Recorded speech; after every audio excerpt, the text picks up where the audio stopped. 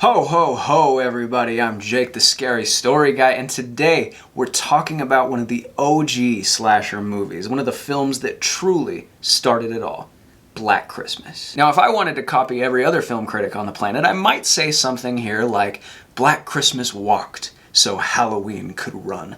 But the thing is, Black Christmas is already running at full speed. In fact, I'm going to drop a hot take on you right off the bat. And many horror fans will consider this blasphemous on this holiday season, but I think Black Christmas is a better movie than Halloween. Oh yeah. Sue me. Black Christmas was released in 1974 and stars Olivia Hussey as Jess, a sorority girl whose holiday break is spoiled by a violent psychopath who's targeting her and her roommates. We begin with what seems to be nothing more than a simple obscene phone call, but things quickly escalate when the sorority girls start to disappear. Now the Halloween comparisons are inevitable here. Everyone's made them. This is a holiday-centric slasher movie from the 70s, bunch of young girls being targeted by some violent lunatic. It's been done 1,000 times at this point, but it's hard to overstate in 1974 just how novel this movie was. And I really think this movie wears its age a lot better than Halloween does. I actually rewatched Halloween just this last October, and I was struck by how much of the movie is nothing more than Michael Myers just standing there. Yes, the mask is creepy. Yes, Jamie Lee Curtis is iconic, but I've got to say, like, not a whole lot else going on. The supporting actors will be charitable, average.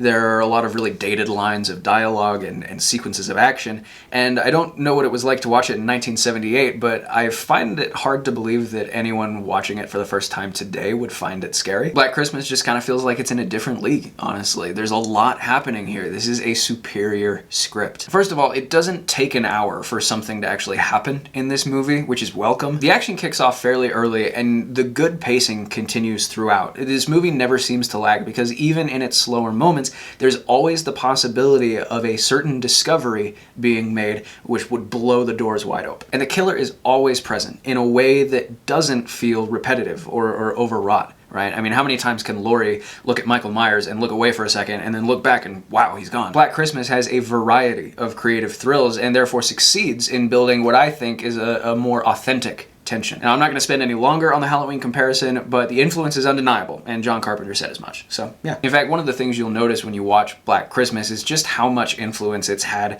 on the genre as a whole. There are so many things in this movie that I think, would be considered tropes now, things where, oh, I've seen horror movies do this before, but they were done for the first time here. And while I have a lot of appreciation for that, those groundbreaking works of art, I usually find myself enjoying the modern interpretations more. I certainly find them scarier, at any rate. That's not the case here. Black Christmas is genuinely awesome and genuinely freaky, okay? There's a level of depravity on display here that's kind of surprising, right? And it makes you remember what the movie landscape was actually like at the time. Because the 60s and the 80s are typically thought of as pretty wholesome eras in cinema, and so it almost makes you forget, if you're a millennial viewer like myself, that the 70s was kind of the Wild West. There were a lot of cultural shifts in that decade. The restrictions on content really eased up. And so, this is the decade of Clockwork Orange and Texas Chainsaw, right? There's a grit and a grimy realism to 70s movies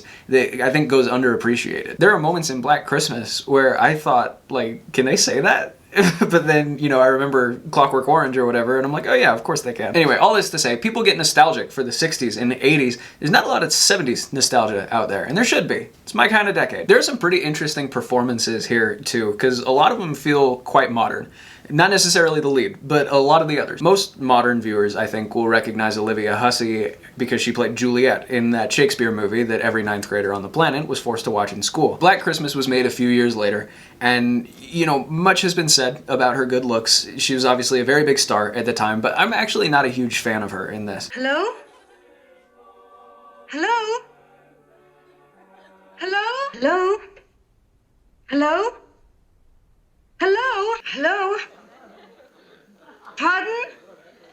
Who? I'm not sure if this is her natural accent, but she sounds really bizarre, like all movie.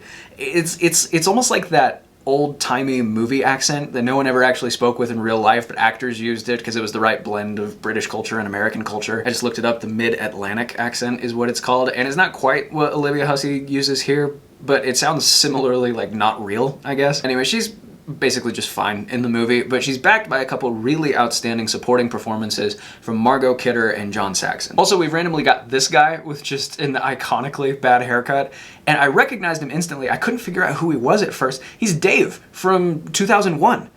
Playing a college student for some indiscernible reason. Also, the direction here is really impressive, and my research revealed something surprising to me, which is that this was directed by Bob Clark, who 9 years later would go on to direct A Christmas Story, the all-time classic, which means that if you had a nickel for every awesome Christmas movie directed by Bob Clark, you'd have 2 nickels, which isn't a lot, but it's weird that it happened twice. Ultimately, even though Black Christmas may not be considered as iconic and recognizable as some other 70s slasher movies, I think it actually came out the same week as Texas Chainsaw, it is now officially iconic to me. I'm going to be regularly revisiting Black Christmas during the holiday season from here on out, and I'm also going to give it 4.5 stars out of 5. Alright guys, hopefully this video was enough to convince you to see Black Christmas if you haven't, even if you haven't heard of it up until now.